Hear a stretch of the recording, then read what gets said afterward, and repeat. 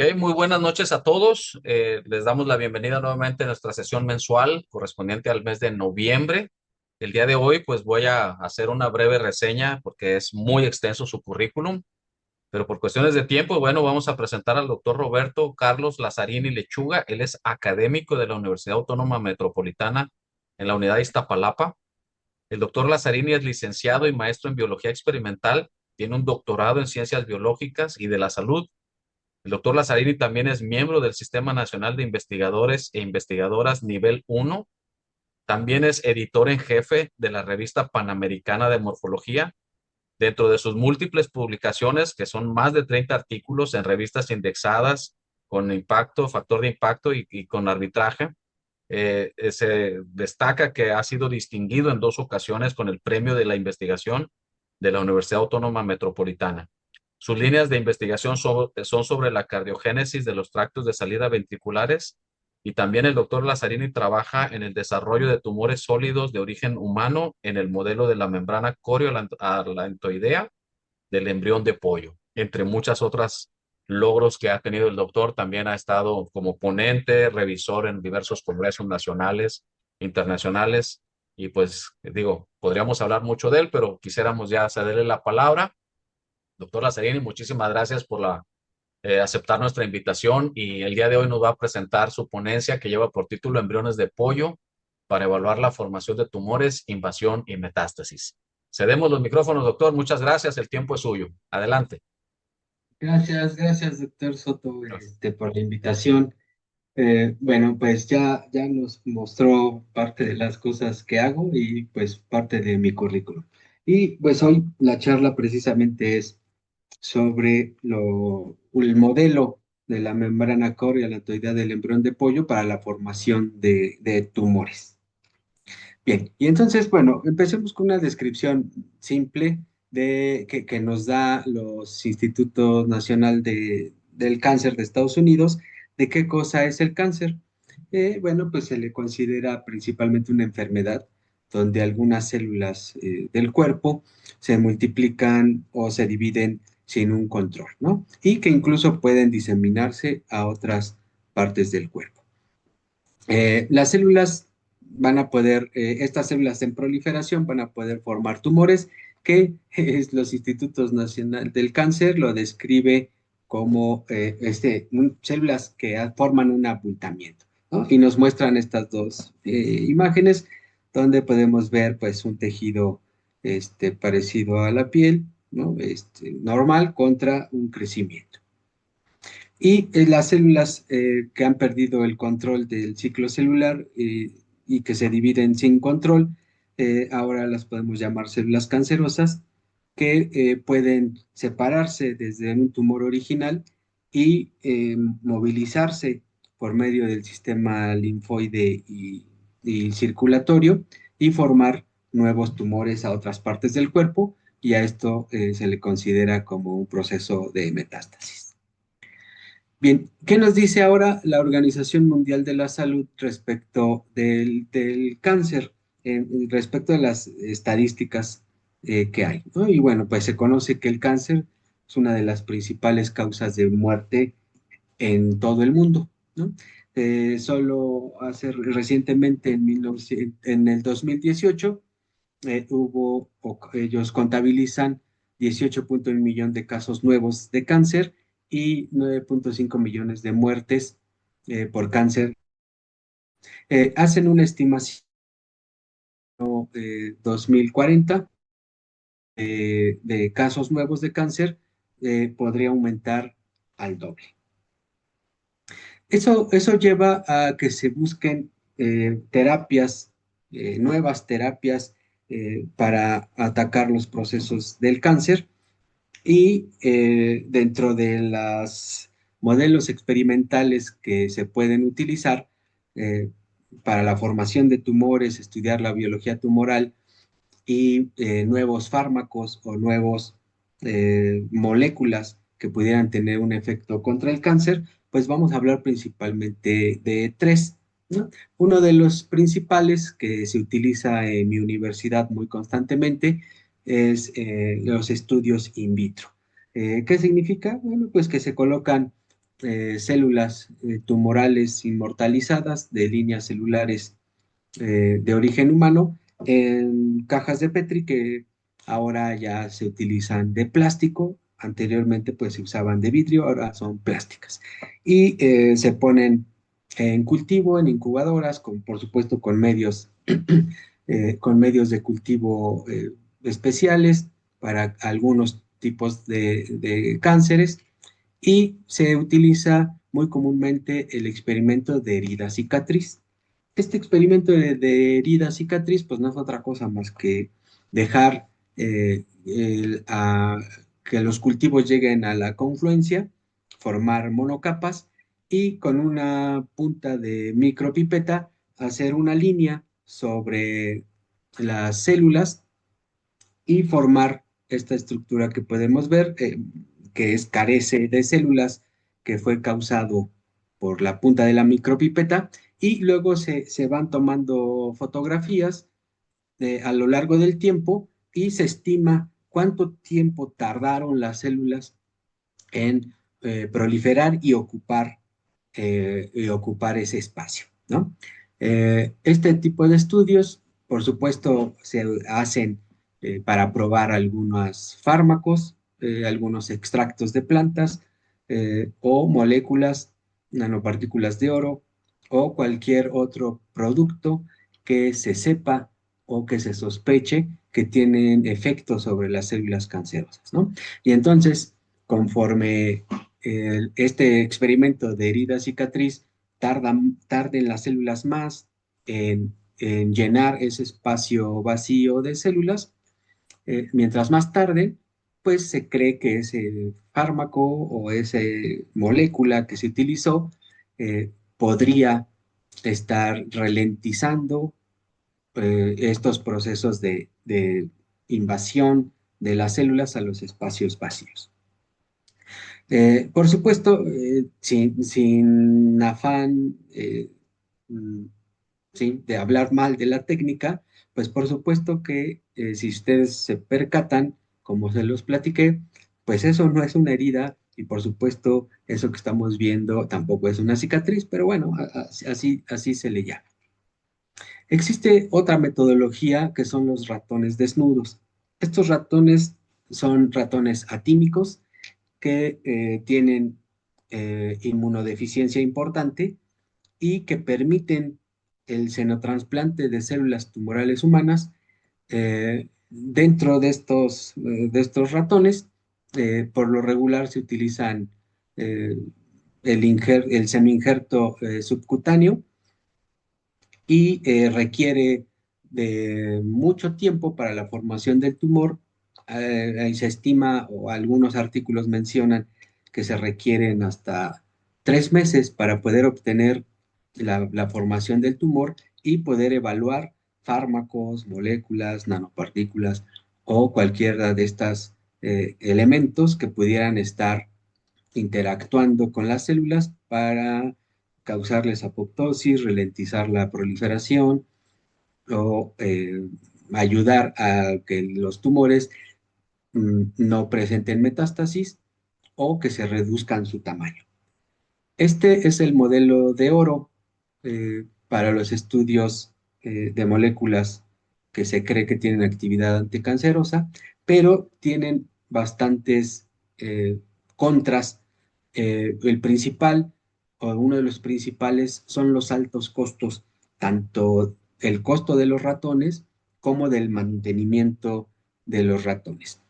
¿Por qué del mantenimiento de los ratones? Bueno, pues al ser ratones con inmunodeficiencias importantes, pues van a necesitar de instalaciones especializadas dentro de los bioterios que impidan que estos ratones se infecten de alguna enfermedad que pudiera afectar como nos afecta a nosotros, ¿no?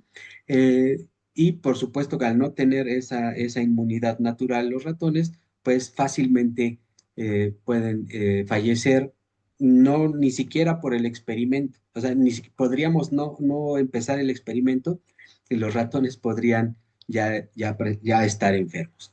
Los costos de las instalaciones pues esos son incalculables, son muchos factores que determinan esas instalaciones especiales y el costo del ratón puede variar, ¿no? Puede variar mucho, depende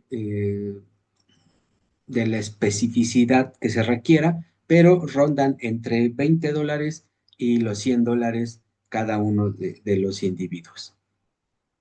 Decíamos el crecimiento tumoral eh, no tan acelerado, entre 4 y 8 semanas puede visualizarse en los tumores. ¿Cómo se hace?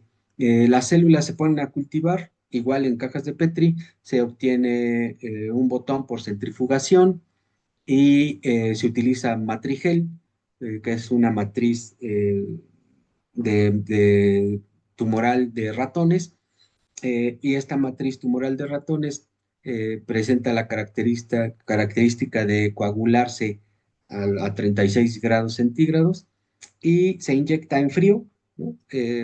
Y por eso es que las células ya están ahí, pero no han formado un tumor propiamente dicho, y por eso es de que tarda entre 4 y 8 semanas. Todos estos factores pues, van a limitar de manera importante la investigación para probar nuevos fármacos o nuevos productos naturales, nuevas nanopartículas, nuevas sustancias que probablemente pudieran ayudar a inhibir el crecimiento tumoral, ¿no? Y claro que en el tercer mundo es un factor totalmente completo, ni siquiera es parcial, sino es un problema total, el acceso a esta metodología, que es la metodología que se considera la metodología de oro. Hay otro procedimiento que es el que les voy a mostrar hoy, que es el crecimiento de tumores, la formación, crecimiento y seguimiento de los tumores en la membrana coriolantoidea del embrión de pollo. Y básicamente este modelito, que ya vamos a ver más adelante, pues ya tiene más de 100 años de investigación. Ahorita les voy a platicar esa parte. Pero, ¿qué podemos hacer con este modelo utilizando embriones de pollo? Por supuesto, estudiar el crecimiento tumoral y la biología tumoral. Probablemente no queremos estudiar algún fármaco y queremos hacer ciencia básica sobre cómo es que se desarrollan los tumores y algunas características moleculares. Bueno, pues podemos utilizar esta técnica. Podemos estudiar también procesos metastásicos porque ya vamos a ver cómo es que se integra esta membrana y podemos estudiar procesos de invasión y procesos de metástasis. También podríamos estudiar procesos de angiogénesis tumoral o angiogénesis que no tiene que ver con procesos tumorales. Otro de los estudios que podemos hacer utilizando la CAM, de que es la membrana coriolantoidea, es la remodelación de la matriz extracelular, que es un proceso muy importante que puede puede causar procesos de metástasis o puede inhibir estos procesos de metástasis. También se pueden hacer senoinjertos derivados de pacientes. O sea, ¿qué podemos hacer?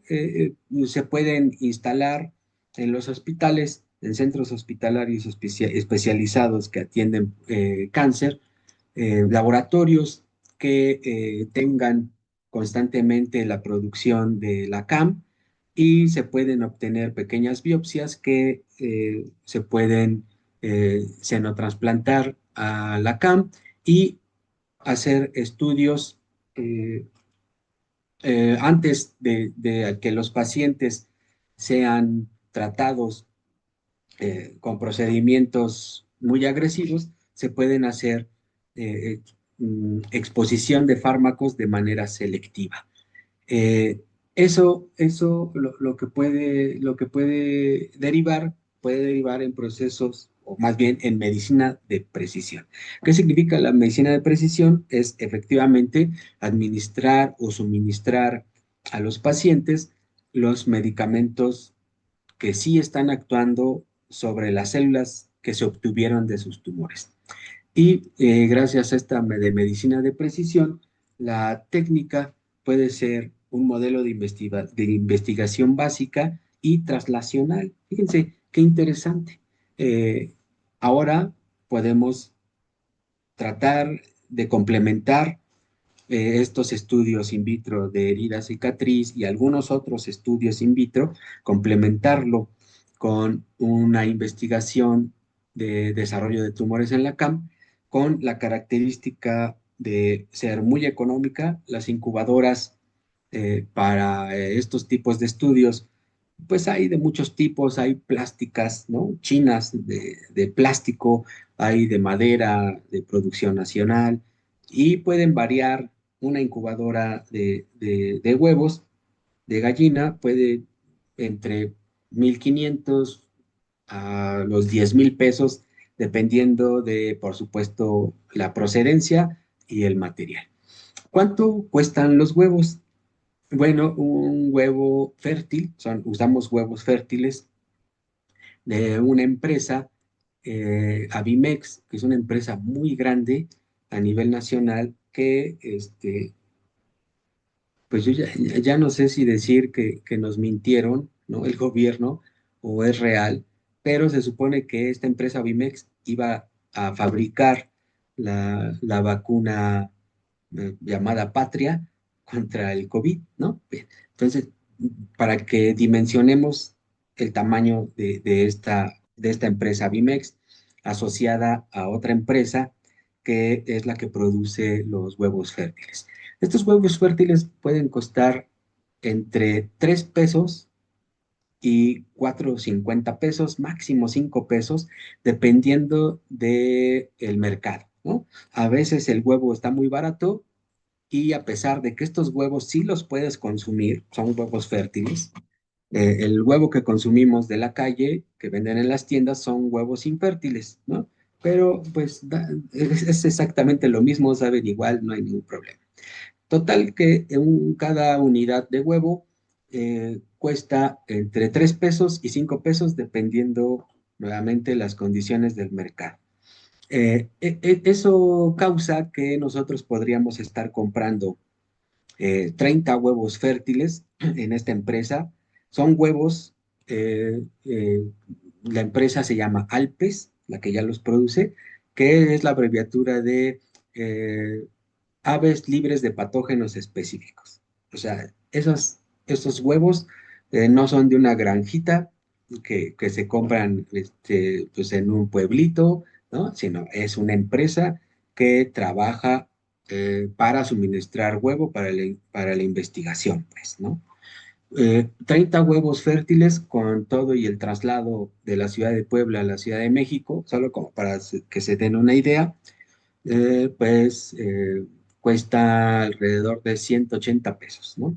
Nosotros por lo regular compramos 2 cartones de 30 huevos, o sea, compramos 60 huevos y pagamos menos de 400 pesos. Eso significa que podríamos tener un modelo muy accesible para los presupuestos actuales en investigación, que pues, son muy limitados. Bien, ahora les voy a mostrar una revisión de número de trabajos publicados que hice hace apenas unos 2 o 3 meses, con la palabra clave membrana coriolantoidea. Y si se fijan en el gráfico, este es en el buscador de PubMed, aparecen los primeros reportes en 1931. Yo les acabo de decir que la técnica de la utilización de los embriones de pollo para senoinjertar y estudiar procesos de cáncer tiene más de 120 años, porque anteriormente no se le llamaba membrana coriolantoidea, ¿no? Eh, y ahorita les voy a mostrar algunos ejemplos. Bueno, entonces vean, desde 1931 en la búsqueda hasta hace 2 meses del 2025, eh, lo que podemos notar es que hay un incremento que que está muy aproximado al año 2000, en donde desde 1975 al 2000 se habían publicado en ese periodo de tiempo 1097 trabajos, pero del año 2000 al 2025 se han publicado 5321 trabajos. Claro, todos estos trabajos, no todos hablan de estudios de cáncer, porque muchos, o algunos, pues más bien, sus objetivos tienen que ver con, con otros procesos de ciencia básica que no tienen que ver con el cáncer. Pero lo que sí vemos es de que en estos últimos 25 años, perdón, en estos últimos 50 años, eh, se ha quintuplicado la investigación y lo de artículos que tienen que ver con la membrana coriolantoidea. Bien, ahora les voy a mostrar ahora sí que no se encuentran en ese filtrado artículos pioneros que empezaron a hacer implantes y senoimplantes en la membrana coriolantoidea, solo que en ese momento no se le llamaba así. En 1930, vean aquí, esta es una imagen representativa de ese artículo, y aquí lo que hicieron es un implante de vaso adulto de pollo en embrión de pollo. Y ahorita es complicado que se entienda, pero básicamente tenemos la zona, no sé si están viendo mi puntero, o déjenme ver si puedo colocar aquí. Bueno, creo que sí.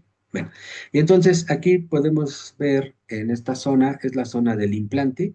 Aquí es un trozo, un pedazo, una biopsia de vaso de pollo adulto desarrollado en el embrión de pollo. Y se ven algunas capas que después las vamos a explicar. 1913, o sea, ya pasaron más de 100 años, casi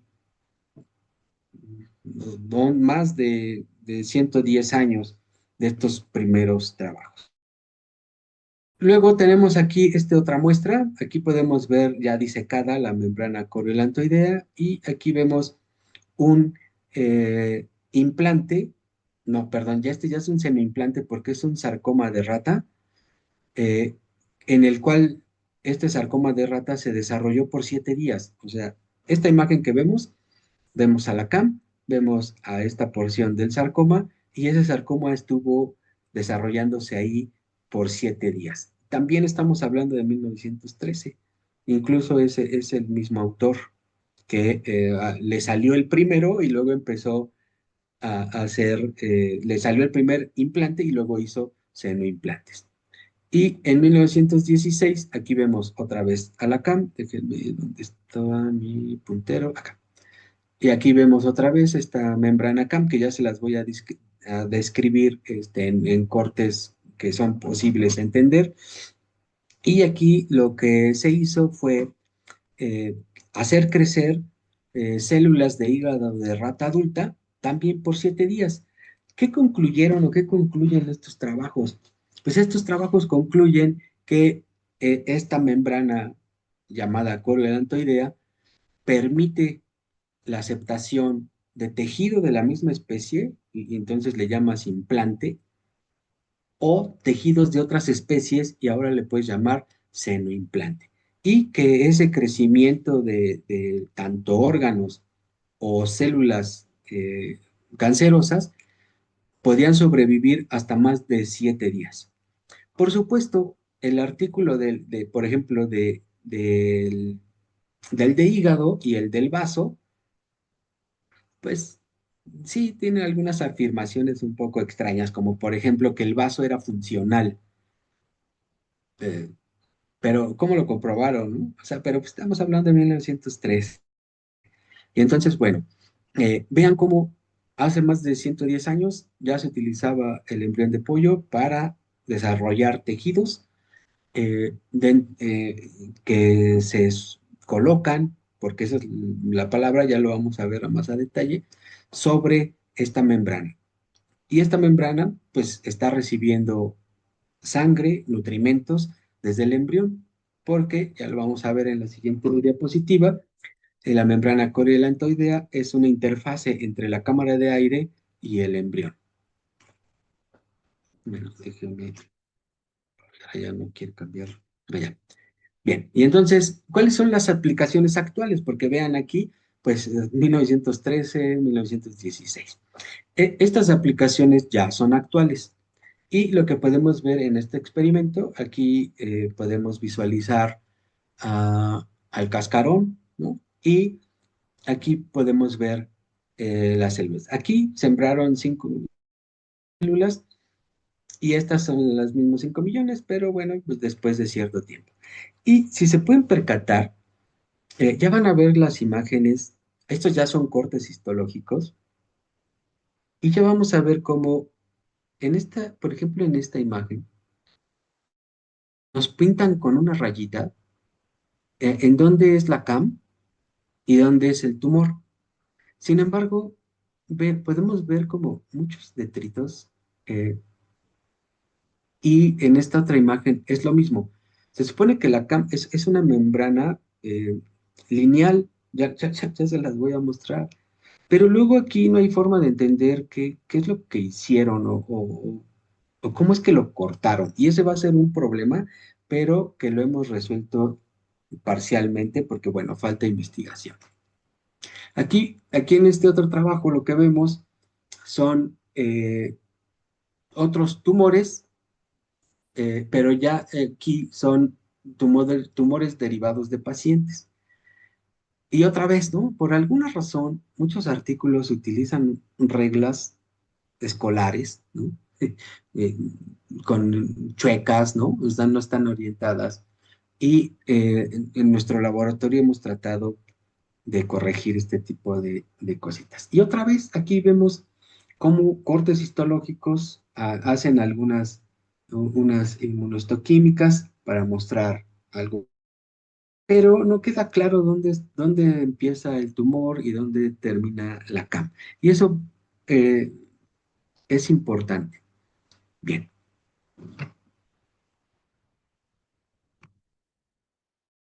como cambiar, déjenme ver. Ahí está. Bien, las novedosas. Las técnicas novedosas, pues también se van a utilizar, pero ahora con inmunofluorescencia. Y ya les voy a describir a detalle este tumor que vemos aquí, pero lo que hacemos acá en la universidad, en el laboratorio, pues es utilizar anticuerpos, fluorocromos y microscopios confocal que nos permiten visualizar proteínas especializadas. Ambas imágenes se las voy a mostrar más adelante. Bien, ¿cuáles son los métodos que hemos utilizado para poder formar tumores y hacer estudios tanto básicos como de inhibición de crecimiento tumoral? Bien, pues se cultivan células, por supuesto, en cajas de Petri, de líneas celulares. Hemos hecho tumores, o les voy a mostrar resultados de tumores MSF7 de cáncer de mama, de cáncer de hepatocarcinomas y también cultivos celulares de Gila cervicuterino.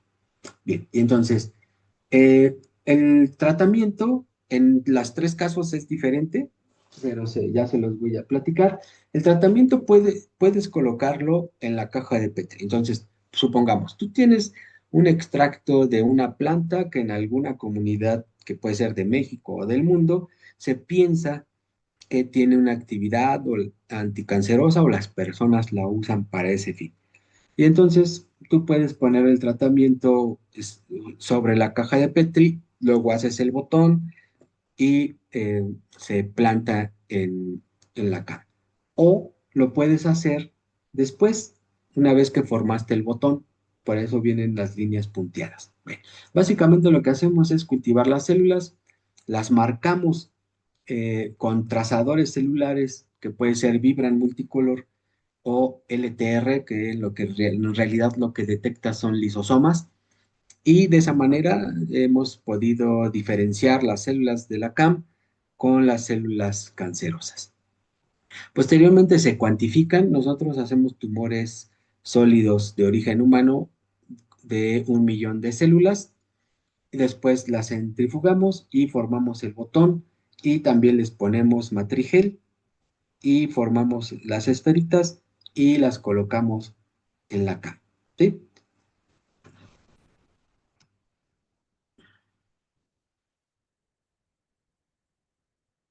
Ya, bueno. Y entonces aquí les muestro un esquemita que hemos usado para algunos de los artículos que ya se han publicado, en donde podemos ver muy esquemáticamente el cascarón en negro, porque como nuestro fondo era blanco, tuvimos que poner el cascarón en negro, la membrana del cascarón y después la CAM. La CAM va a emerger desde el cordón umbilical del embrión feto aviar, que estas vasculaturas se dirige al vitelo tanto de la clara como de la yema y llega a la CAM.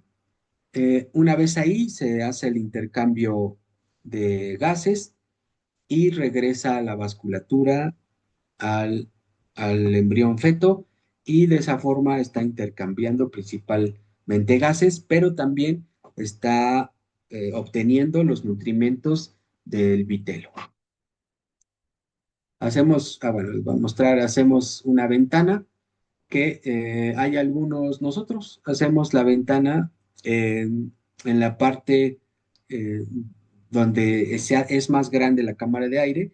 Algunos investigadores también pueden colocar en las incubadoras a a los huevos en forma horizontal, y de esa forma se obtienen una cámara de aire más grande. Pero pues, regularmente las incubadoras se colocan en esta posición. Y entonces hacemos el orificio, disecamos la membrana del cascarón y colocamos en la convergencia de dos vasos grandes nuestro botón de células con matrigel y 1 millón de células tumorales de origen humano. Así es como se ve. Aquí en líneas punteadas, por supuesto, las a pesar de que tienen el colorante. Ese colorante solo actúa cuando se excita con luz láser o con una lámpara de mercurio, y lo hacemos en la convergencia o sobre dos vasos relativamente, o los más grandes que veamos. ¿Cómo se ve al final del experimento? Aquí esto ya transcurrieron 4 días, y lo que podemos visualizar es un botón sólido que está asociado a bastante vasculatura.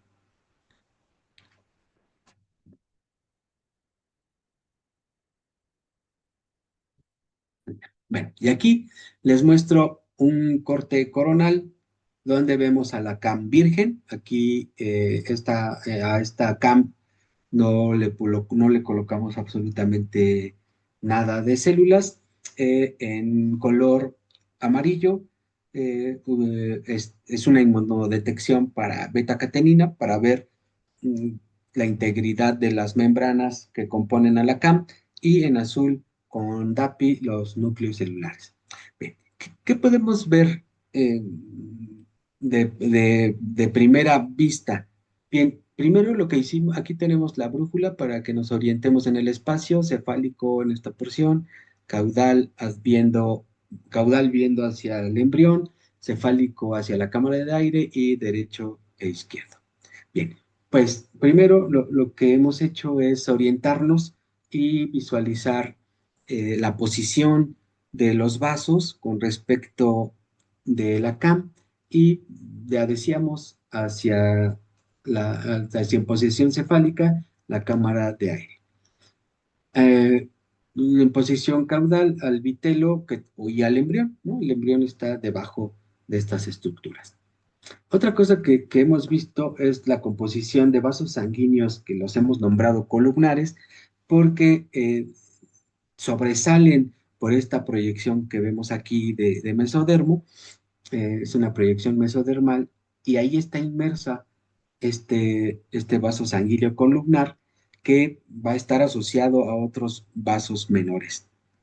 También hemos visto que la CAM incluye vasos mesodermales o inmersos en el mesodermo, que son de menor tamaño que los vasos columnares. ¿Sí?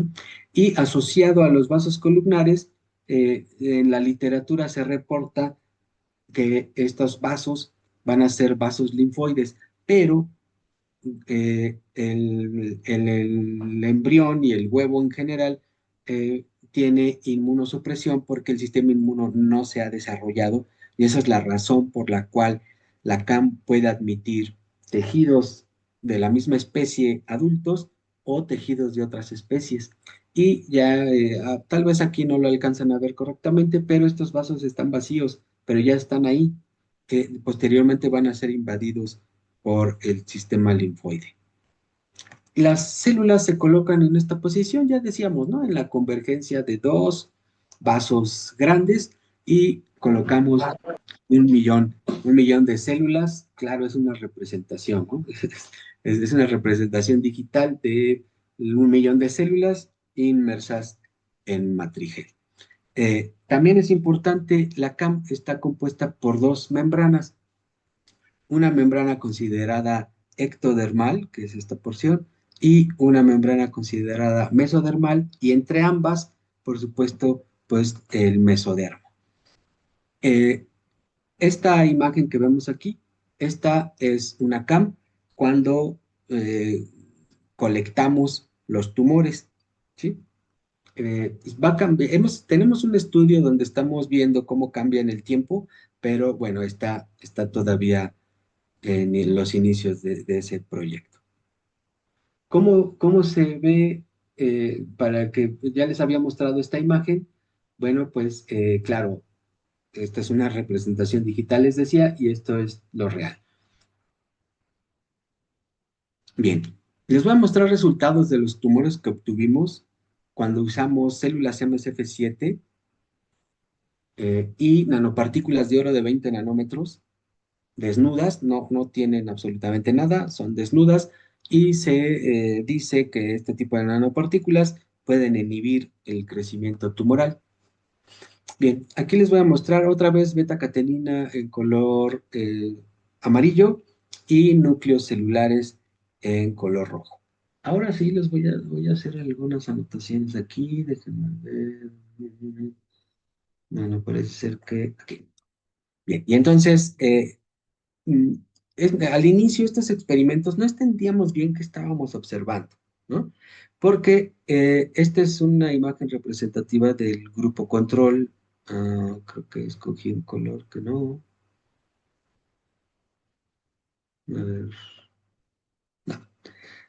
Bueno, la verdad es que no tengo idea cómo, pero ahorita lo encuentro, cómo señalizar. Am, ok, sí, creo que Creo que ya. Bien. Bueno, le voy a poner una flechita. Me hubiera gustado bueno, ahí está. Voy a poner mejor una estrellita para mostrarles lo que les estoy describiendo. Bien. Algo que teníamos absolutamente seguro, que esta membrana que estamos visualizando aquí, ¿no? Con las estrellitas, era la membrana endodermal. ¿Sí? No sabíamos dónde había quedado la endodermal. Vemos aquí algunos rastros y por una histología en HIE habíamos visto que el tejido que está mesodermal, que está aquí, era ligeramente diferente al que está acá, ¿no? Pero usando el grupo control no sabíamos bien qué estábamos viendo, a excepción de la membrana endodermal y por supuesto la zona del tumor, que es toda esta que veíamos aquí, ¿no? Bien, lo que nos dio mucha luz fue los tumores experimentales, porque los tumores experimentales que contenían, en este caso, nanopartículas de oro, aquí podemos ver otra vez nuestra CAM, ¿no? Y lo que habíamos visto inicialmente es que los tumores experimentales eran más grandes que los controles, ¿no?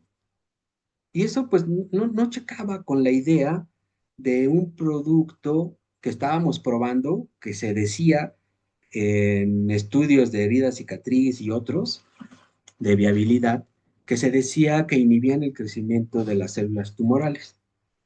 Y entonces lo que pudimos hacer es identificar primeramente pues los tipos de las membranas de la CAM virgen y pues podíamos visualizar otra vez la membrana endodermal y ahora sí pudimos ver la ectodermal, que es esta, ¿sí? Y entonces también lo que vimos muy claramente, lo pueden ver ustedes, es la zona del tumor, ¿no? Todo esto son células tumorales que estuvieron en el matrigel. El experimental es el que tiene las nanopartículas. También pudimos observar, déjenme borrarles aquí esto para que no se confunda, pudimos observar una zona de degradación parcial de la membrana ectodermal, que les voy a mostrar aquí. A esta zona les llamamos puntos de fuga. Ahorita les voy a mostrar una amplificación de qué es lo que estábamos viendo. Por supuesto, en el Inter también pudimos identificar una zona de vascularización, que esta mm, son los vasos columnares y los que estaban inmersos. Y por supuesto, zonas que no estaban afectadas, y entonces aquí podríamos ver la membrana ectodermal, la endodermal y el mesodermo, ¿no? Esa sección mesodermal, incluso ahí se puede visualizar uno de los vasos. Déjenme borrarles ahora todo para que mostrarles eh, de amplificación, porque en una tinción de miotoxilina y eosina podíamos ver algo parecido a células saliendo de ahí. Por eso es que le habíamos llamado los puntos de fuga.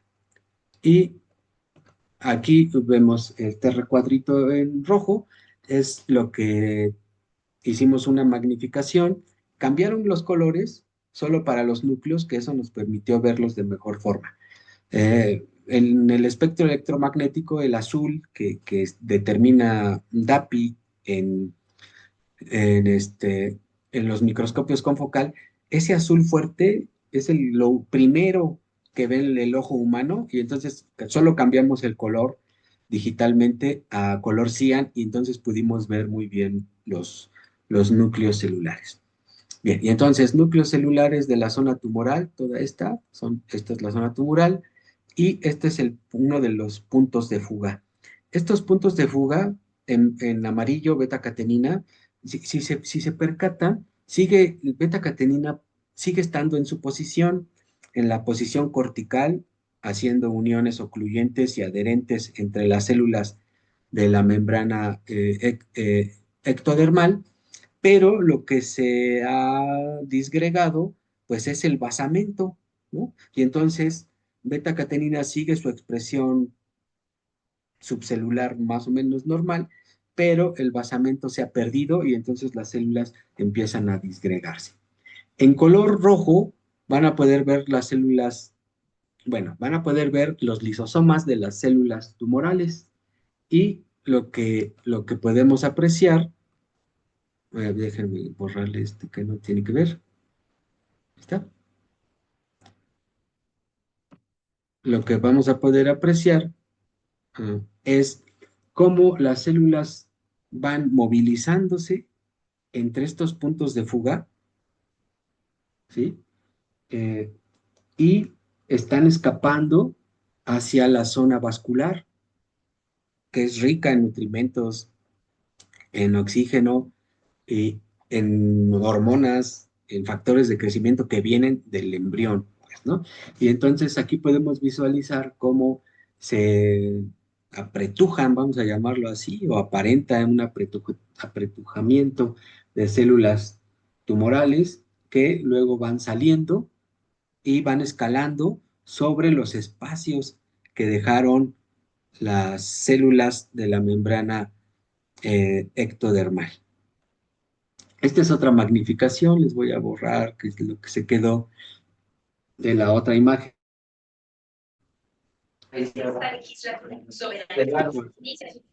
Para que podamos ver cómo la tinción roja proviene de las células tumorales y las células que tienen todavía la expresión de beta-cat son ausentes de las células, perdón, de la señal para lisosomas. Bien, ahora en el experimento, déjenme borrar aquí que hay una estrellita. Ahí está. Luego hicimos otros experimentos ahora con células de hepatocarcinoma Hu7 y lo que observamos, ahora, ya teniendo la experiencia de los tumores que hicimos en MSF7, ahora podemos visualizar otra vez, ¿no? La zona del tumor, que es esta zona que vemos aquí, ¿no?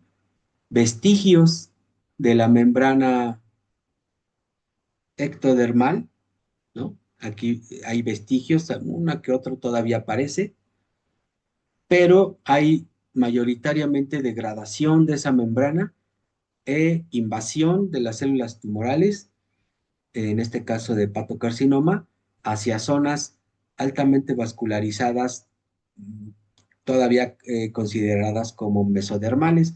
Aquí vemos un gran vaso, otro gran vaso, que por el tipo de corte se ve longitudinal, pero bueno, este es un y ahí todos estos son vasos. También podemos ver, como en el caso de las células MSF7, eh, intacta esta zonas intactas de la membrana ectodermal y por supuesto la membrana endodermal que fue degradada en estas secciones. ¿Qué fue lo que pasó con el control? Perdón, con el experimental. Este experimento se utilizó el factor de diferenciación 11 como invasión de los tumores. ¿Y qué podemos ver? Bueno, aquí usamos el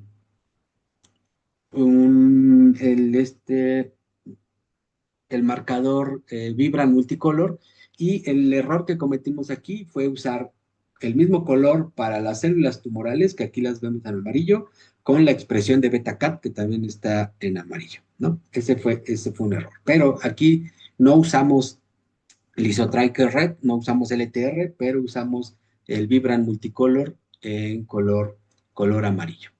Y entonces podemos ver la zona del tumor que ya no queda claro. Vemos aquí una zona tumoral, aquí otra y por aquí otra. ¿Sí? También podemos ver la membrana endodermal y vestigios otra vez de la ectodermal en algunas zonas. Y si se percatan, estas zonas tienen muchas células tumorales porque las están conteniendo. Y entonces vean qué interesante. En zonas donde se degradó totalmente la membrana endodermal, las células pudieron ingresar y muy probablemente ya se fueron por el sistema venoso.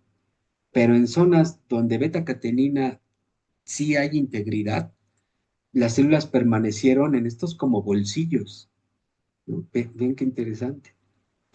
Bien, lo voy a borrar y les voy a mostrar una magnificación para ver la contención de las células tumorales por medio de la membrana eh, ectodermal de la cama. Déjenme borrar, ya le agarré la onda para borrar todas de un jalón. Ahí está. Y aquí van a visualizar en dónde es que aparecen por los recuadros, cuáles van a ser las magnificaciones y vean las células nuevamente en amarillo. No, ya no todas están trazadas. Ese trazador te garantiza entre 4 y 6 mitosis y que va a permanecer y entonces pues no todas están marcadas, pero sí sabemos que todas estas células que están aquí eh, son células HU7. Incluso, eh, incluso morfológicamente son diferentes a las células mesodermales de Lacan, ¿no? Que son estas que están aquí, y esta es la membrana eh, ectodermal de Lacan. Si se fijan, y también les voy a mostrar otra magnificación todavía aún mayor, aquí hay una pequeña zona de fuga donde la expresión de beta-catenina que está trabajando en esas uniones adherentes y ocluyentes ya se perdió en una pequeña zona, y incluso si lo pueden ver, hay un proceso de desorganización, vean aquí, y creemos que por aquí es que inician esos procesos de invasión de las células tumorales. Esta es la otra magnificación que les mostraba en el tumor anterior, y otra vez vemos la expresión cortical como debe de ser, beta-cat, de beta-catenina, las uniones, y aquí vemos un punto de fuga. Podemos, si alcanzan a ver, hay una expresión no unos pequeños puntos dispersos. Muy probablemente aquí ya se perdió la integridad de células tumorales que vemos por aquí, por estos accesos, ¿no? O estos puntos de fuga, como hemos llamado. Déjenme borrar las estrellitas y ahora les voy a mostrar la siguiente imagen. Aquí, para poder corroborar que ese fuese un punto de fuga, hicimos un estudio tridimensional por medio del microscopio confocal, y lo que pudimos visualizar en una imagen ortostrópica de esta zona. Aquí no recuerdo bien, pero cuántas microfotografías tenemos, pero más de 15 sí. Y lo que podemos visualizar son estos orificios que se hacen por pérdida de la integridad de las uniones ocluyentes y adherentes en estas zonas, y creemos que esa es la forma en la cual las células eh, pueden acceder. Claro, cuando la degradación es total, pues ya no hay forma, ¿no? Cuando la degradación es total de esta membrana ectodermal, las células tumorales pueden acceder a la zona vascular sin ninguna restricción.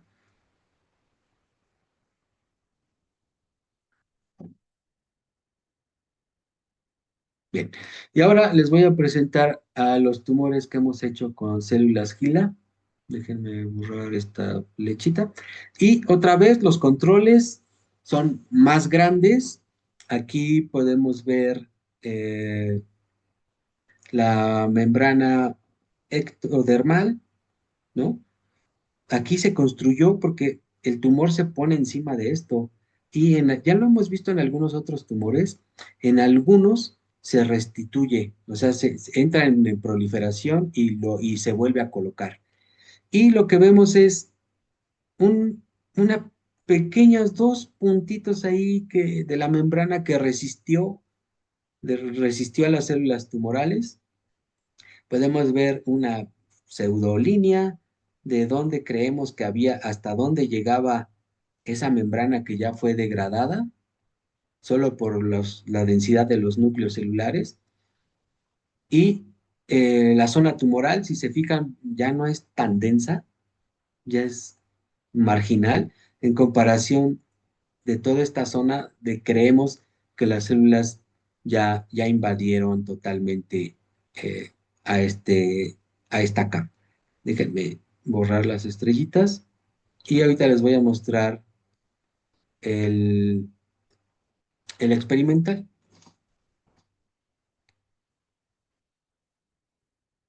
Y aquí tenemos el tumor experimental, otra vez más grande, ¿no?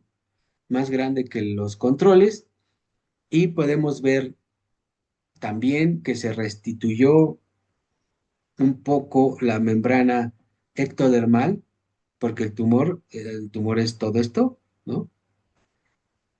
Y la membrana endodermal permaneció más tiempo.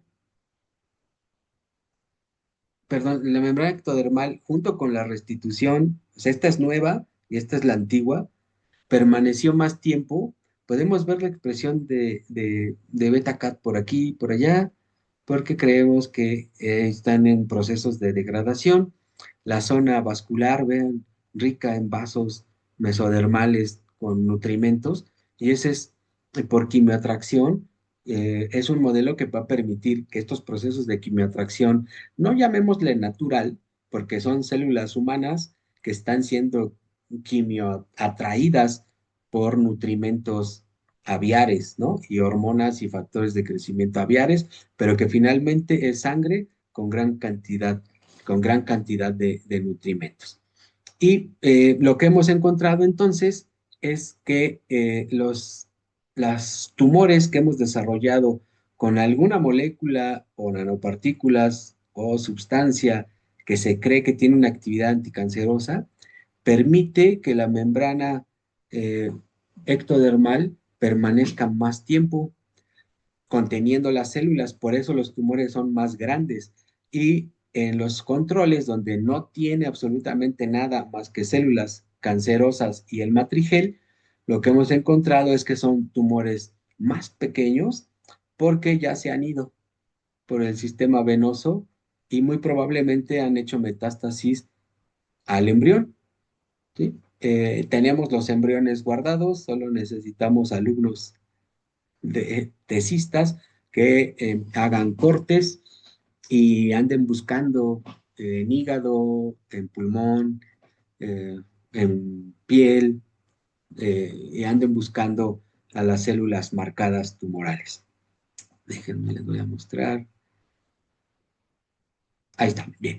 Y ahora, aquí como conclusión, les quiero platicar, si se recuerdan lo que les mostré, los resultados de algunos experimentos no nuestros, están en la literatura, donde no logras entender qué están viendo, ¿no? No utilizan microfotografías panorámicas, si pueden ver aquí, aquí pueden ver cómo esta imagen es una imagen compuesta. Esta debe ser como de 18 fotos, porque aquí se puede ver que la intensidad luminosa cambia un poquito. O sea, es un artefacto de la composición que hace el microscopio. Y entonces en muchos estudios eh, no hacen esto y entonces tú no ves la diferencia entre el tumor y la CAM o si el tumor ya invadió. Y entonces lo que nosotros estamos proponiendo es la descripción de características histológicas de los tumores, ¿no? Y entonces ya decíamos, una membrana ectodermal que puede estar ausente, bueno, ahí debería de estar, pero ya no está, ¿no?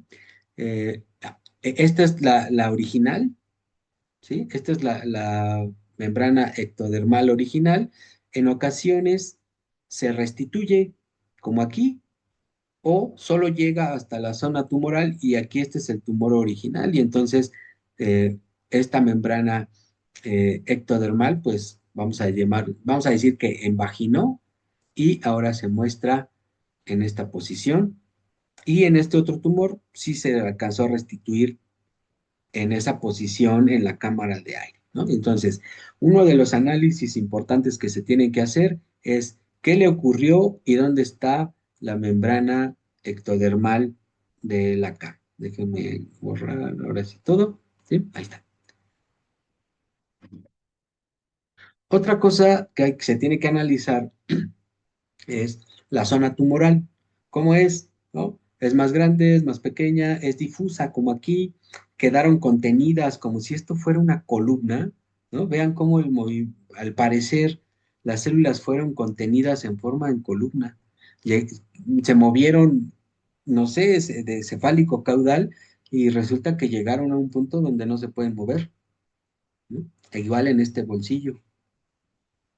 Pero las células que ya donde no encuentran ningún obstáculo, muy probablemente ya se fueron. Y entonces hay que analizar la forma de la zona tumoral, si está compactada como aquí, si está encapsulada o semi-encapsulada como en los tumores de células GILA, Y este es otro de los pasos que deberían de hacerse para el análisis de un producto, fármaco, eh, extracto que pudiera tener un efecto antitumoral.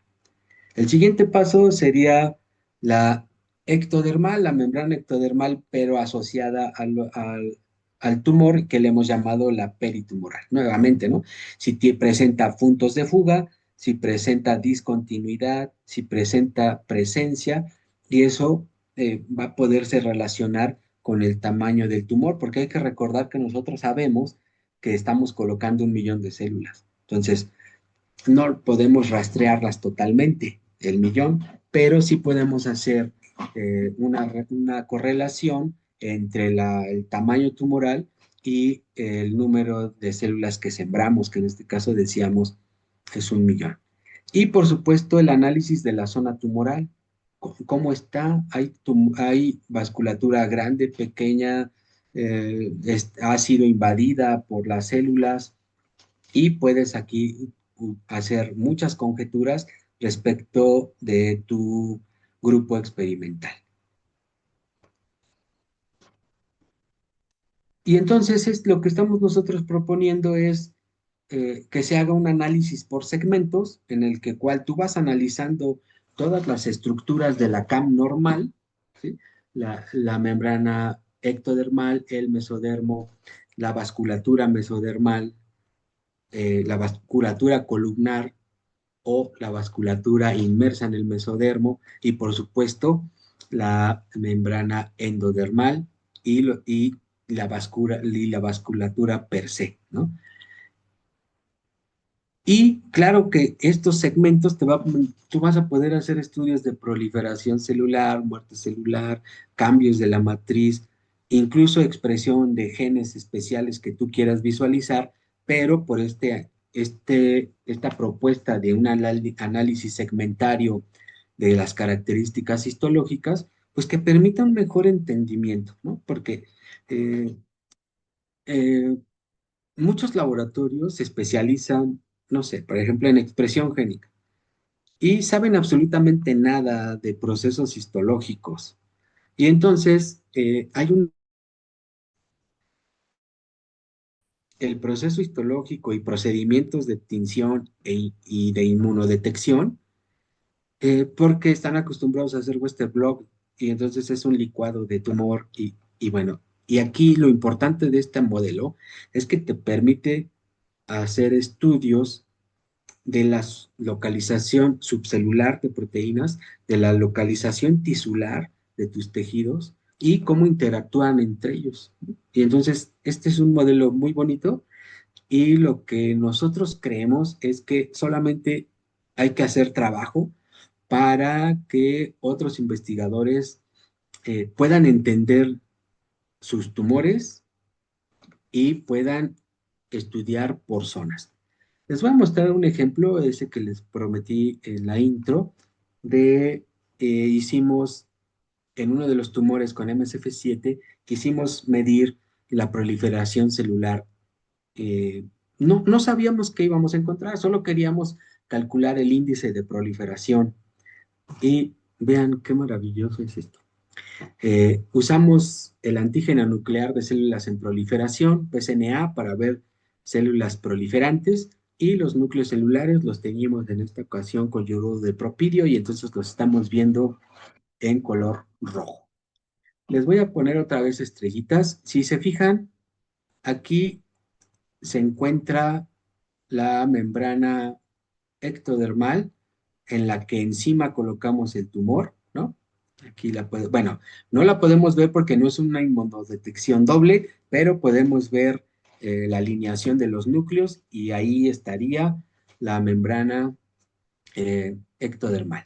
Luego tendríamos la zona del tumor, pues que es todo esto, ¿no? Y otra vez podemos ver por densidad de núcleos que todo esto es la zona del tumor. Voy a borrar la zona del tumor para que podamos visualizar un cinturón de células proliferantes. Vean qué interesante. Y entonces, en verde decíamos células que están expresando PSNA que es una pinza de carga molecular que se introduce dentro de las helicasas, las abre y las coloca en las hebras de ADN que ya es de una sola hebra, que ya fueron escindidas o abiertas, más bien dicho, y la pinza de carga PCNA coloca a las helicasas y las helicasas con sus tres sitios de unión al ATP pueden movilizarse y estar rompiendo puentes de hidrógeno. Y entonces, por eso es de que esta PCNA se le relaciona totalmente con procesos de proliferación. Bien, y entonces vean este cinturón de células proliferantes. Hay que recordar que toda esta zona que está aquí es la cámara de aire, ¿sí? Acá tendríamos el vitelo, aquí podemos ver vasos tipo columna o columnares, vasos inmersos pequeños, ya no de gran calibre. Las células dejan de proliferar cuando se acercan a, a la membrana ectodermal, pero cuando pueden escapar de ahí, vean la cantidad de proliferación ya más difusa, ya no está formando un cinturón propiamente dicho, pero esto es lo que no puede ver un Western blot. O sea, esta es la maravilla de los procesos histológicos y, por supuesto, de las inmunodetecciones por medio de corte histológico, ¿no? Un Western blot jamás en la vida podría mostrarte eh, un cinturón de células proliferantes tumorales y cómo es que se comportan perdiendo la proliferación o dejan de proliferar cuando están asociadas o se acercan a la membrana eh, ectodermal, ¿sí?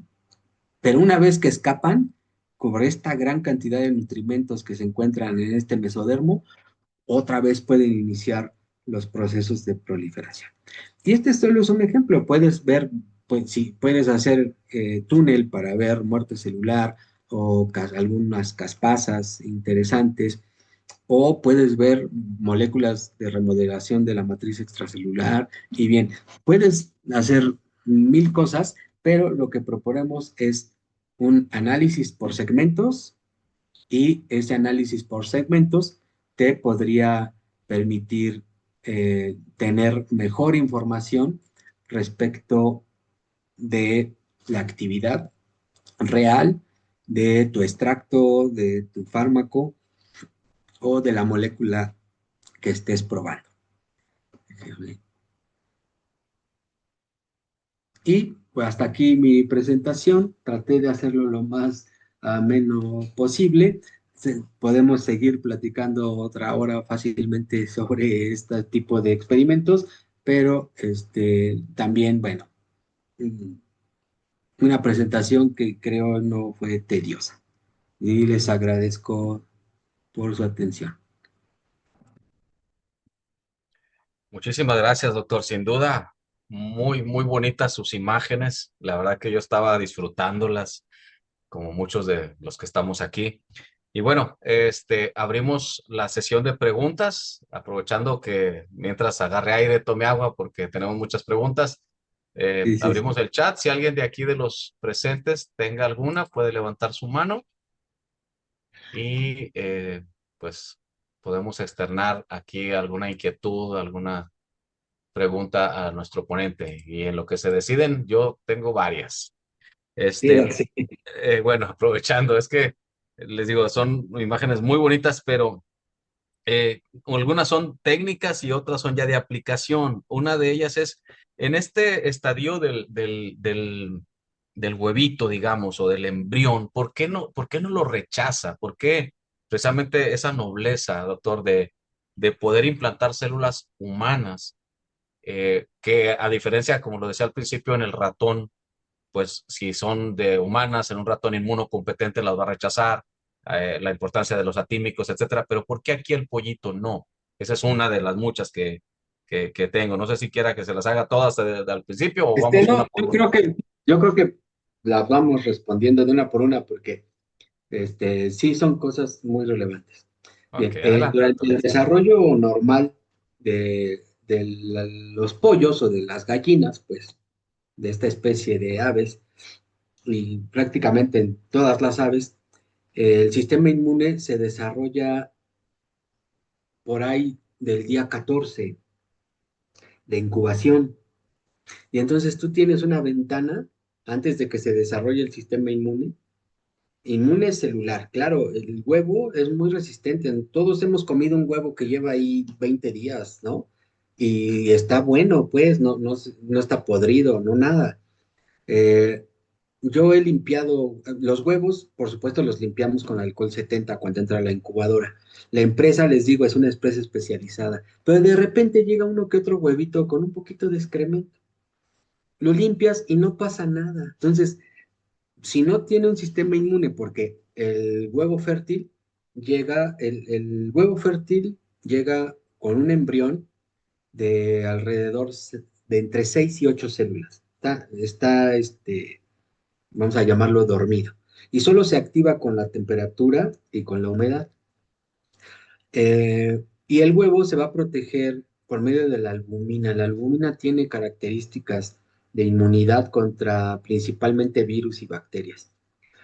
Y entonces, porque uno pensaría, bueno, ¿y qué cómo la biología, cómo la naturaleza no le dio protección desde un momento, desde un inicio? No, sí le da, pero es una inmunidad de moléculas, pues, y va a tener una inmunidad celular hasta después del día 14, es que va a empezar. Por eso es que vemos vasos linfoides vacíos, porque ahí no hay células.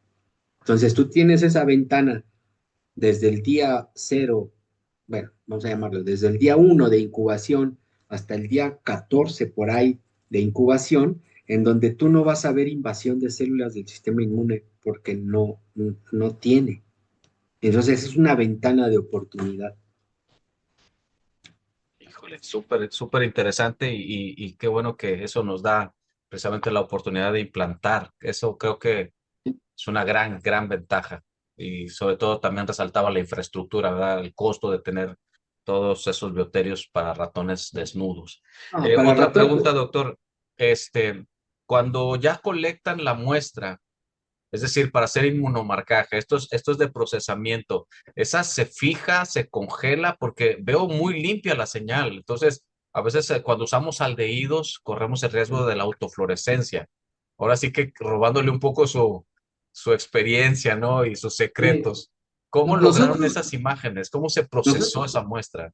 nosotros los fijamos en formalina neutra, que no es otra cosa más que formula el 4% y en vez de agua, pues PBS, ¿no?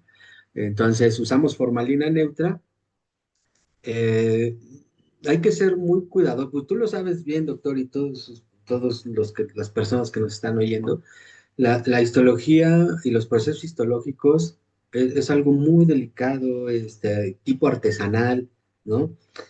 Todos vamos a poder hacer una buena tinción, pero con el tiempo. Tampoco es que agarras y al otro día ya hiciste un buen corte y ya hiciste una buena tinción. La histología es un proceso pseudo artesanal, o así yo lo considero. Y entonces, pues muy cuidadosos. La CAM, ya lo vimos en las imágenes estas de 1913, pues es una peliculita.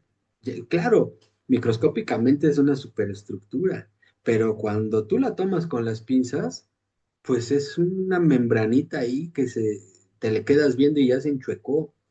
Creo que por eso es de que muchos artículos no presentan las imágenes como las que tenemos nosotros. Entonces, es una, vamos a suponer que es como la sábana de la cama, ¿no? Entonces, hay camas pues muy bien arregladitas, ¿no? Hombres y mujeres podemos tender nuestra sábana bien bonito, pero también hombres y mujeres podemos ahí tenerla medio aventada, ¿sí? Y entonces, en muchos artículos está la cam y viene un pliegue y luego hay otro pliegue y luego hay otro pliegue que, o sea, y dices, pero ¿qué estoy viendo? ¿No? Entonces, nos ha costado mucho trabajo la orientación. Afortunadamente, yo en la maestría y el doctorado trabajé con desarrollo embrionario aviar en corazón y para el laboratorio era muy importante la orientación del tejido. Y entonces yo ya tenía esa costumbre o esa disciplina de los planos corporales, del tratamiento al momento de orientar los tejidos en parafina, dejarlos lo mejor posible. Y muchos artículos que yo he visto, pues como que agarran el cacho y lo cortan y entonces hay muchos pliegues de esta sábana. Pues, ¿no? Imaginemos. Entonces, a lo mejor las fotos que yo les mostré es una sábana de cama bien estiradita, ¿no? De estas que hasta tienen como resorte, ¿no? Que entra en las esquinas. Y algunos otros trabajos, pues pareciera que agarraron la sábana y nada más la aventaron así y ahí se la cortaron. Es eso, Doc, es la orientación y la disciplina de orientar los tejidos de manera correcta. Ok, muchísimas gracias, doctor. Quisiera aprovechar aquí para que también dé la oportunidad de que tome agua o alguien escriba algo. Dice el doctor William Humberto, doctor, dice muchas felicidades, doctor Roberto, excelentes imágenes. El maestro en ciencias Eduardo Agustín, de excelente trabajo, Lazzarini. Doctor Germán Garrido, muchas felicidades. iPhone SE, segunda generación, dice felicidades, excelente ponencia. La doctora Perla Giovanna Silva dice, excelente presentación, gran expertise. Exactamente. Dice Diana, excelente ponencia y un deleite escucharlo, doctor. También, bueno, aquí le aplaude Silvino Morales. Eh, tenemos, dice aquí el doctor Santiago Yair, dice, muchas gracias por la presentación, estuvo muy clara y entretenida. De igual manera, gracias, maestra Diana, por la invitación. Bueno, dice, me gustó mucho y aprendí bastante. Eh, bueno, también nos dicen, bueno, por el link y ahorita vemos algo de eso de la constancia. Doctor, aprovechando también y bueno, uniéndonos a las felicitaciones, en cuestión de, bueno, dos cosas quisiera comentar. La primera es la regulación, porque estas ponencias las ponemos en nuestro canal de YouTube, les recomendamos a nuestros estudiantes, los que hacemos investigación o tenemos grupos de investigación, lo transmitimos para que se vea la aplicación en todos los sentidos. Pero ¿cómo está la regulación a la hora de que queramos publicar? eh, ¿Qué es lo que se conoce de este modelo, hablando tanto nacional como internacional? En su experiencia, ¿han tenido alguna dificultad? ¿Les piden alguna carta de comité de ética? ¿Cómo está regulado este modelo a nivel Bueno, de publicación, por favor? si voy a tratar de llegar, a ver si me es posible, a la introducción para que veamos el boom, porque esa es la palabra, es el boom de el número de trabajos que reportan eh, estudios pues sí, trabajos donde se utilizaba la CAM para, para sus experimentos. Los comités de ética cada vez autorizan menos números de animales, ¿no? Para las investigaciones y la CAM está exenta de la regulación de los comités de éticas y de las normas oficiales mexicanas. Que estén exentas no significa que yo pueda hacer un experimento con 2000 huevos, ¿no? O sea, esa es una autorregulación que ya tú puedes tener.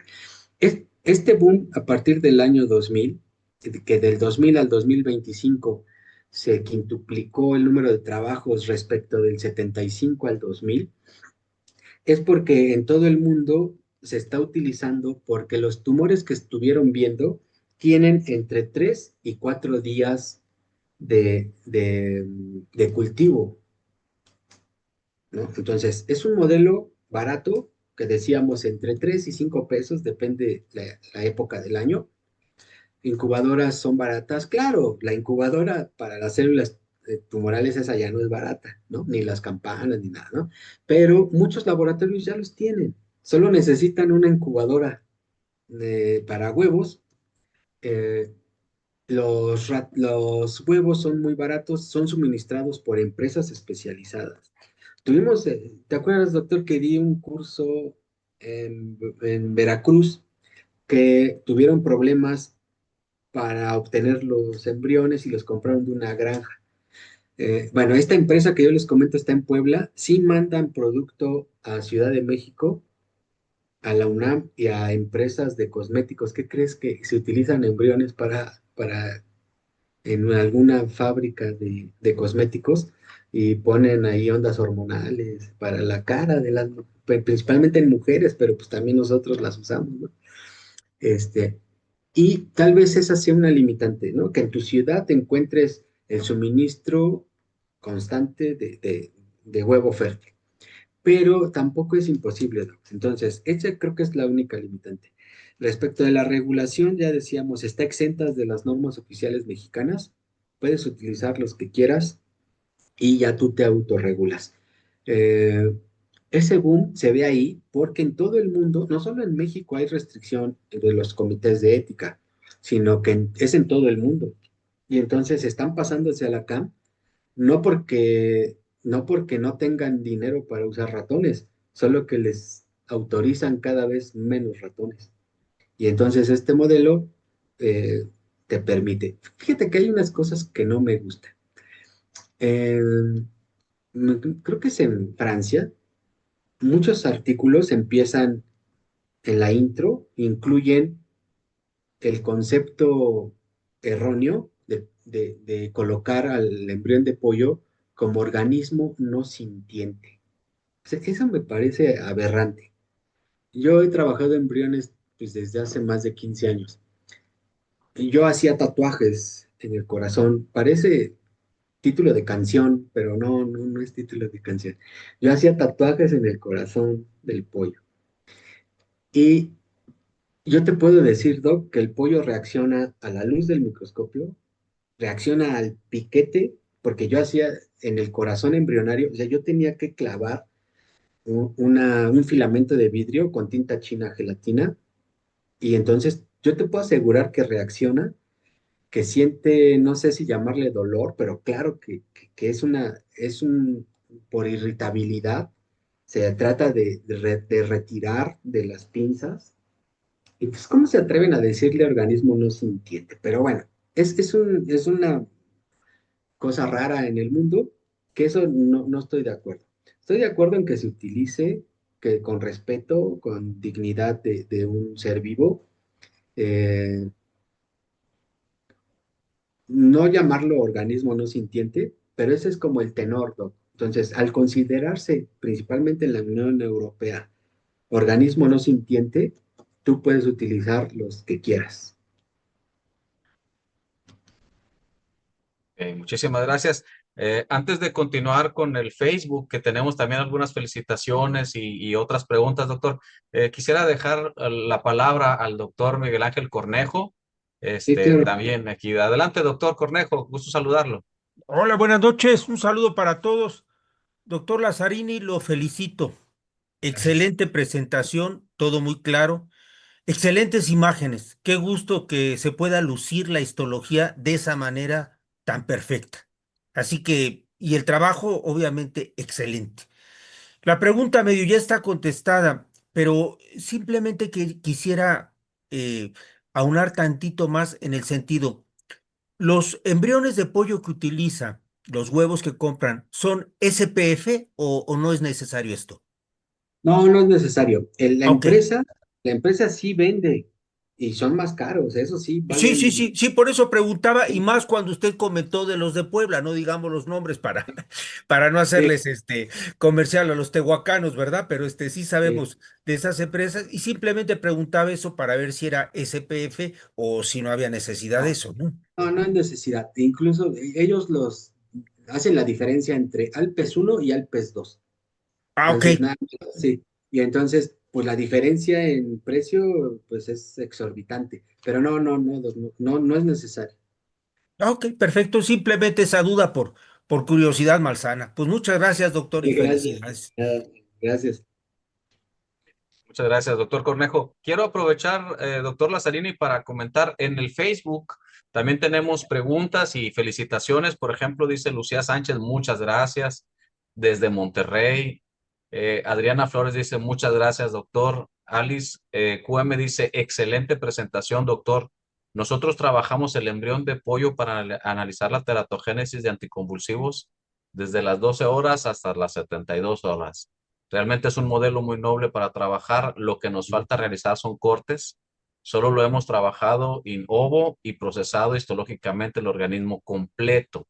Y bueno, le dice también aquí el comentario, dice, realmente le hago extensa mi felicitación y admiración por su trabajo. Gracias, gracias. Eh, Lisbeth Terrones dice, gracias, excelente ponencia. Lucía Sánchez pregunta, ¿hay algún otro embrión de animal que también desarrolle un sistema inmune tardío? Pues todos los aviares, sí. Eh, en el desarrollo embrionario humano también, claro que hay un proceso paulatino, casi que ninguno inicia con un sistema inmune formado, pero aquí la ventaja es de que al tener el desarrollo fuera del organismo, pues puedes hacer ventanitas y asomarte, ¿no? A ver qué hay ahí. Es como el embrión de pez, ¿no? El embrión de pez se les hacen muchos experimentos, principalmente en pez cebra, por esa característica de poder tener al embrión, lo puedes estar viendo. El problema del desarrollo intrauterino, pues es el acceso, ¿no? Es el acceso a al individuo, en este caso en desarrollo. Eh, y el embrión de pollo se utiliza al igual que el de pez cebra y incluso moscas de la fruta para estudios muy interesantes moleculares. El embrión de pollo se ha dejado de usar, se dejó de usar y ahora tenemos este boom. Entonces es un modelo muy antiguo de hace 110 años y que ahora está en explosión y en desarrollo, y eso es muy interesante porque permite la manipulación directa. Pues, ya vimos, ¿no? Ya les platicaba, yo hacía tatuajes en el corazón embrionario, tapas la ventana que haces y va otra vez a la incubadora y tú lo puedes seguir. Ese tatuaje son células que se van a ir moviendo y entonces nosotros hacíamos estudios de los tractos de salida ventriculares y pudimos proponer de manera muy interesante cómo la salida del ventrículo derecho es embrionariamente, tiene un origen embrionario diferente al tracto de salida del ventrículo izquierdo, y eso es un parteaguas. Y creo que a través de la manipulación de los embriones, en este caso con tatuajes, pues no lo podrías hacer en un embrión de mamífero. Pero ¿qué crees? Que hay una técnica en embriones de pollo? Una vez leí un artículo donde sacas los embriones de ratón y los metes en el ojo del embrión de pollo en desarrollo. Haces una microcirugía y ahí los colocas. O sea, es que en el de pollo puedes hacer mil cosas muy interesantes. Muchas gracias. No, hombre, al contrario, gracias a ti. Antes de ceder la palabra a la doctora Urias, bueno, aquí aprovecho rápidamente, la doctora Carmen Rojas dice, excelente, doctor Lazzarini. Y bueno, vamos a darle la palabra a la doctora Esther. Doctora, adelante, por favor, gusto saludarla. Gracias, saludos también para usted. Primero, pues ya felicitaron al doctor Roberto, lo felicito nuevamente. Resalto mucho el trabajo histológico, ¿no? Y como sociedad de histología es una base de la histología para el desarrollo de muchas otras cosas y el manejo de las técnicas correctas es excelente. Y mi duda nada más en las imágenes que presentó con la membrana ectoyendo, cuando pasan las células cancerosas hacia los capilares, ¿hay algún marcador para hacia las uniones intercelulares de los capilares, para que se vean también cómo están siendo afectadas y la presencia de las células ya dentro del vaso capilar? Porque sí es muy curioso cómo avanzan todas, pero no vi tantas dentro de los capilares. Sí, sí, nosotros usamos PECAM-1. PECAM-1 es una proteína tipo velcro que se expresa para la invasión principalmente de monocitos, pero también es un indicativo de una salud vascular, pues. Eh, y hemos visto cambios en la expresión de PKAP1 preparándose para la invasión del sistema inmune, de algo que está invadido por 1 millón, bueno, en un inicio 1 millón de células de otra especie, pero que a lo largo de los días, pues ese número se va duplicando.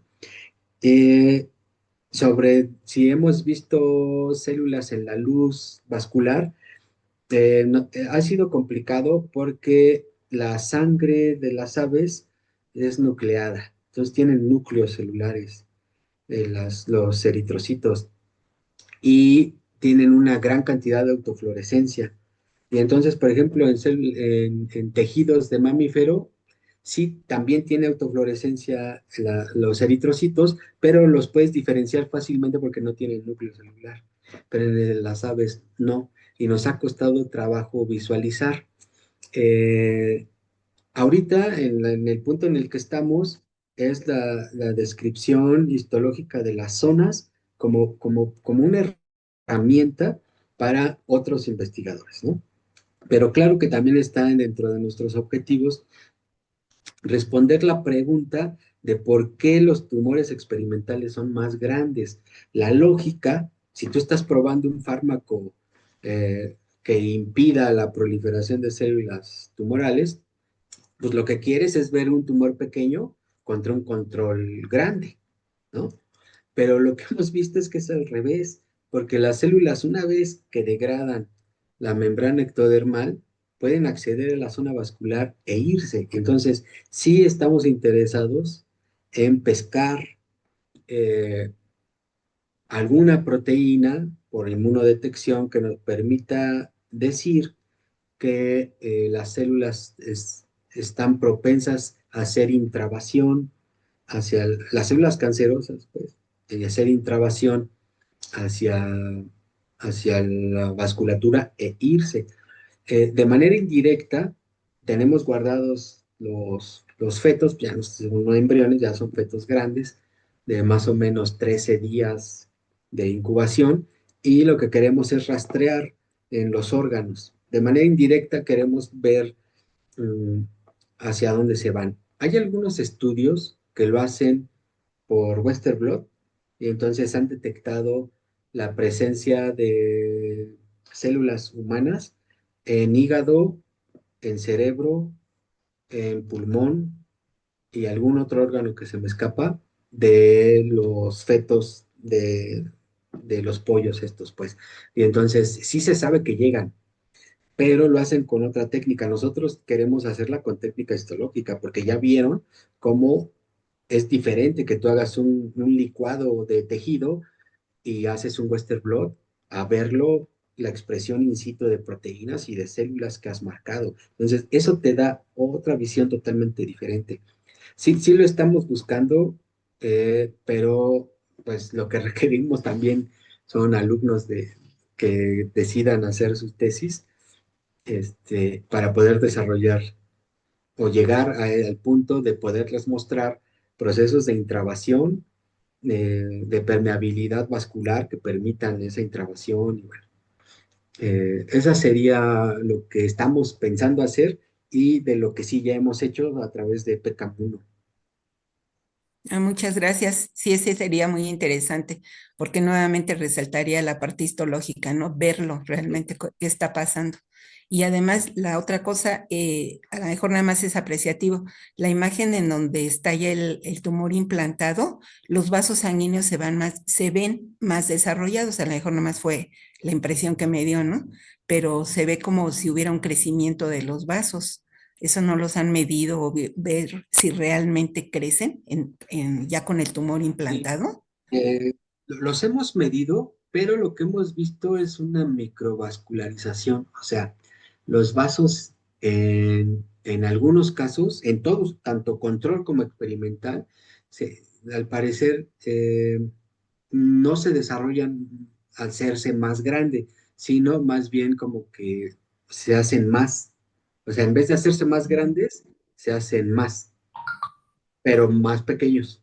En los dos, en el control y en el experimental, los dos tienen un proceso de angiogénesis, que no Sí, puede ser, que no lo han relacionado con el tumor. exacto, no, todavía Ah, ok. no llegamos a ese punto. Podemos, con PECAM1 hemos visto las circunferencias, o bueno, la luz del vaso de manera muy precisa. Y lo que queremos hacer es calcular el área, pero de la luz vascular, en lugar, y bueno, y luego relacionarlo con el número de vasos para ver si hay un cambio real o solo es un proceso de que se hacen más pequeños, pero con el mismo flujo, vamos a llamarlo así. Sí, eso es muy interesante, ¿no? Esa es una línea de trabajo, como dice, ojalá tengan estudiantes, pero hay un trabajo muy importante. Muchas gracias, muy bonita su Gracias. presentación. Gracias. Muchas gracias, doctora. Doctor Agustín, adelante, hermano. La palabra es tuya. Hola Roberto, buenas tardes, ¿cómo estás? Oye Roberto, ahorita que escuché que comentaste que tienes embriones incubados hasta 13 días, más o menos estadio 33, 34, digo, sí, estadios 39, 40 más o menos. ¿Hasta qué estadios te permiten tus ICUALES incubar los embriones? Porque a nosotros nada más nos dejaban hasta estadio 32, que es fin de la etapa embrionaria, inicio de la etapa fetal temprana. Entonces Sí, no sé cómo justifican el poder incubarlos más tiempo. no, mira, acá, bueno, algo que es importante que acaba de decir el doctor Agustín, que en todo el mundo quieren hacer un poco lo que hacen en ratones. Entonces le llaman 10.5, 9.5 días, 8 días, ¿no? Y no, el embrión de pollo se ha estudiado en los años 50 de manera estadística, y los estadios del desarrollo embrionario no se determinan por días, se determinan por estadios de Hamburger y Hamilton, ¿no? ¿Por qué es importante? Porque muchos artículos reportan que sembraron los tumores, los xenotumores los sembraron, vamos a, no sé, día 8, pero en el día 8 de desarrollo, más bien de cultivo, tú puedes tener hasta 3 estadios diferentes. Por eso es importante, doctor. Entonces, ¿cuál es la parte no mala, no llamémosle mala, pero cuál es la parte que no está padre de este modelo? Que en el mundo no saben de los estudios de Hamburger y Hamilton. Eso está muy mal. Y entonces se les ocurre buena idea poner días. Entonces, bueno, ahorita que estabas mencionando, Doc, esa parte. Te voy a platicar en el hospital infantil qué pasaba. Hay muchos, como en todas las áreas de la ciencia, hay muchos mitos. Y entonces a mí me enseñaron que el corazón maduro ocurría en estadio 32. Fíjate la, la mala aseveración de eso, ¿no? Entonces era un pleito con mi tutora, que tú sí la conociste bien, la doctora Sánchez, porque yo le decía, no, doctora, eso no es un corazón maduro. Es que la doctora de la Cruz, no sé qué, ¿no? Bueno, pues después de muchos años que yo estuve en el hospital infantil, llegamos al acuerdo. Efectivamente, estadio 32 no llegas al desarrollo, no se termina, incluso el corazón cambia después de la eclosión. Y entonces, eh, en ese aspecto también es importante mencionar con lo que tú decías, ¿no? Respecto de que hay muchos mitos, ¿no? Como en todas las áreas, pero en esta que nos atañe, espanta esos mitos. Respecto de lo que tú decías, si nos permiten llevar a más tiempo la incubación, acá no hay ningún problema. La norma oficial mexicana ni siquiera los menciona para el uso y manejo de animales de laboratorio, o sea, ni siquiera los menciona. Te digo que en la Unión Europea los clasifican como organismos no sintientes, y entonces pues hacen ahí lo que quieren. Pero yo la verdad es que no he tenido ninguna restricción. Eh, por supuesto que en estos experimentos, si tú vas más allá de 14 días de incubación, pues ya tienes invasión de células del sistema inmune, y ya estás viendo ahí una sopa de células que ya no creo que te dé información. Entonces, para estos experimentos, lo ideal es utilizarlos a 8 días, la siembra y la cosecha a 12 días. Ya les platiqué que no se dice así, pero si ahorita yo les digo de estadio 27 a estadio, ni me van a entender, entonces lo vamos a traducir a días, pero lo correcto son estadios del desarrollo. Gracias, y te lo comento porque depende mucho, ¿no? De los cuales de cada una de las Mm. instituciones, qué cosa te permitan hacer. Y como comentas, no está legislado, no hay gran cosa que se pueda hacer, ellos lo hacen de acuerdo a su criterio, ¿no? Sí, sí, sí.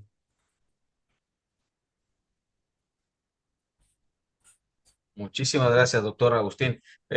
Rápidamente quisiera aprovechar para dos cosas antes de despedir la transmisión.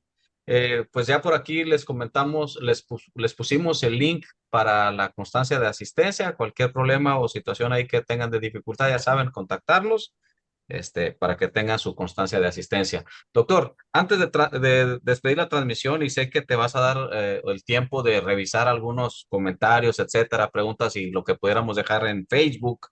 Este, También sé que sabemos que eres el editor en jefe de la revista Panamericana de Morfología.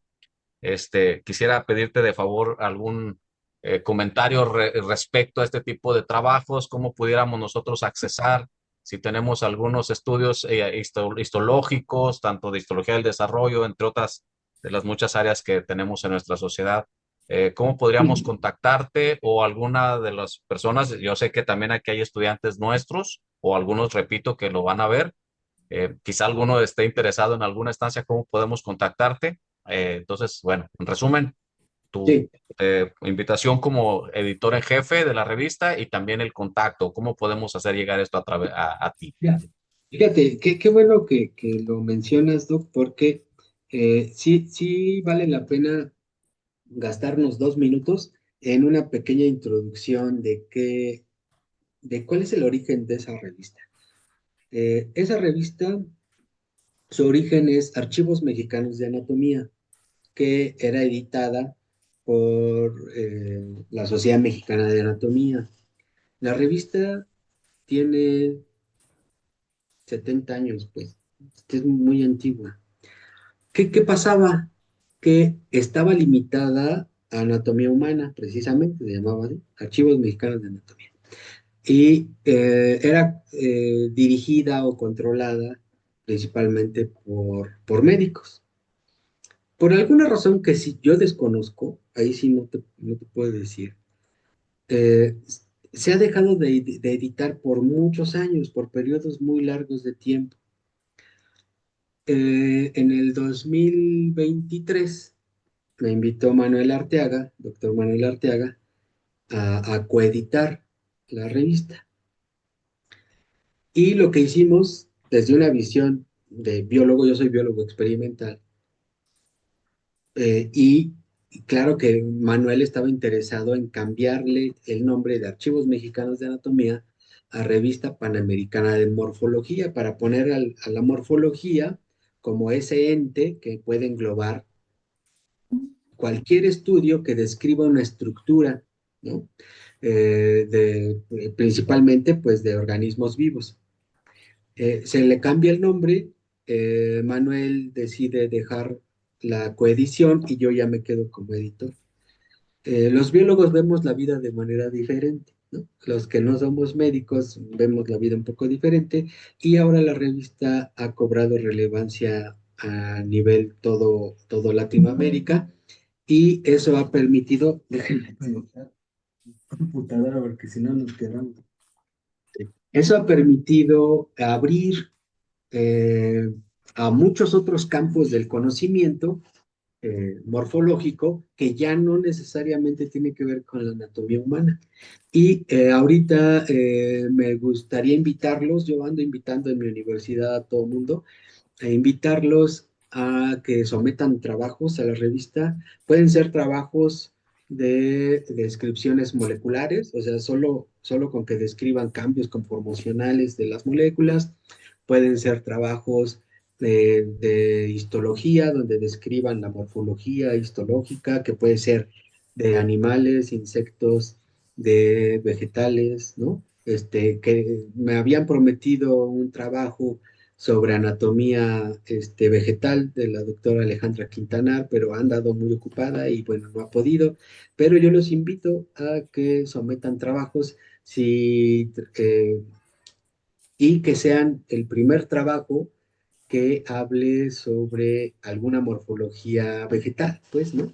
Pueden ser vegetales, bacterias, virus, hongos, ¿no? Cualquier ente vivo, bueno, el virus se considera vivo solo cuando está dentro de otra célula, pero cualquier ente de la naturaleza que puedan hacer una descripción morfológica. Déjame que te comparto, les voy a compartir, no venía preparado, pero les voy a compartir, ah, aquí está, la página de la revista. Ah,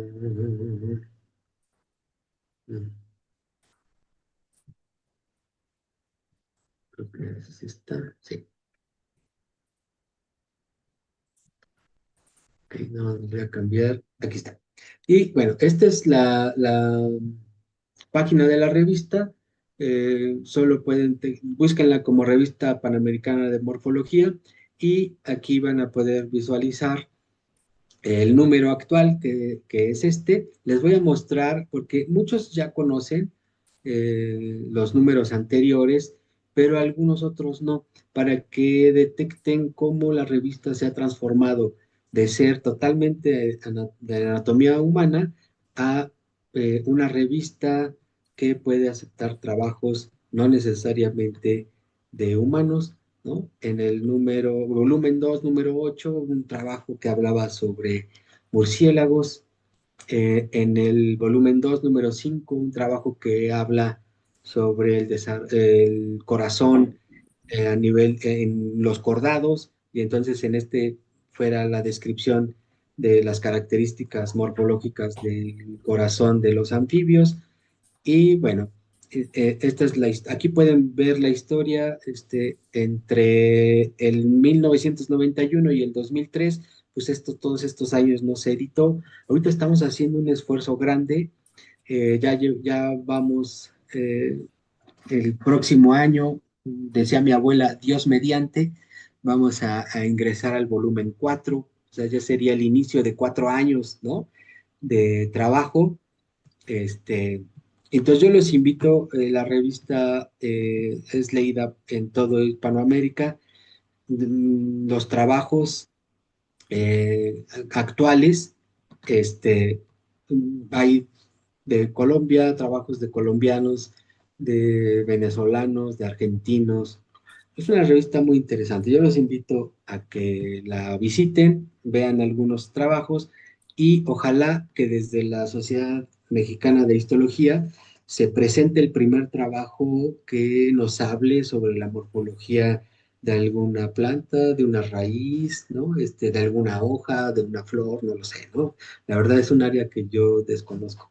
Pero, claro, también es importante mencionarles que parte del éxito de la revista es una revisión rigurosa de los trabajos, ¿no? Entonces, tratemos, aquí van a poder visualizar instrucciones para los autores, tratemos de hacer un buen trabajo, lo someten y hay un acompañamiento desde la oficina editorial de mi parte y de los colaboradores para llegar a buen puerto.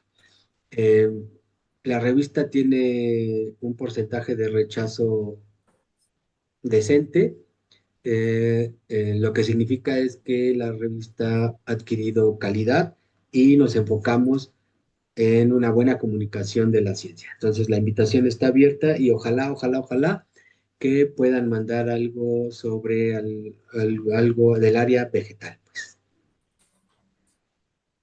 Listo, Doc. Excelente, muchísimas gracias. Bueno, pues no me queda más que agradecerte este tiempo y yo sé que hay más preguntas, ya por aquí te darás la oportunidad de ir contestándolas o bien si alguien quisiera luego ponerte alguna otra, pues también hacértela llegar. Por nuestra parte, muchísimas gracias, doctor. Estaremos en comunicación. Seguramente más de uno vamos a mandar trabajos y gracias nuevamente por la invitación. Perdón por agarrarte así en curva como editor. Yo sé que tu ponencia era una, pero bueno, aprovechando tu experiencia, tu calidad y la invitación, pues ya también quisimos aprovecharte para saber cómo llegar a la revista Panamericana, ¿no? Entonces, bueno, gracias. Próximamente, si alguien no pudo conectarse a tiempo o quiera volver a disfrutar estas imágenes impresionantes, resalto, muy bonitas, microscopiadas, con focal, excelentes. Van a estar no solamente en nuestra transmisión en vivo de Facebook, sino también próximamente en nuestro canal de YouTube, al igual que las presentaciones anteriores. Que pasen bonita noche, doctor. Nuevamente, muchas gracias. Un fuerte abrazo, cuídense mucho y nos vemos pronto. Estén al pendiente de los avisos, vienen cosas ahí nuevas, ahí le estaremos en comunicación. Bonita noche para todos. Saludos. Gracias. Cuídense. Gracias a ustedes. Buenas noches, gracias. Buenas noches.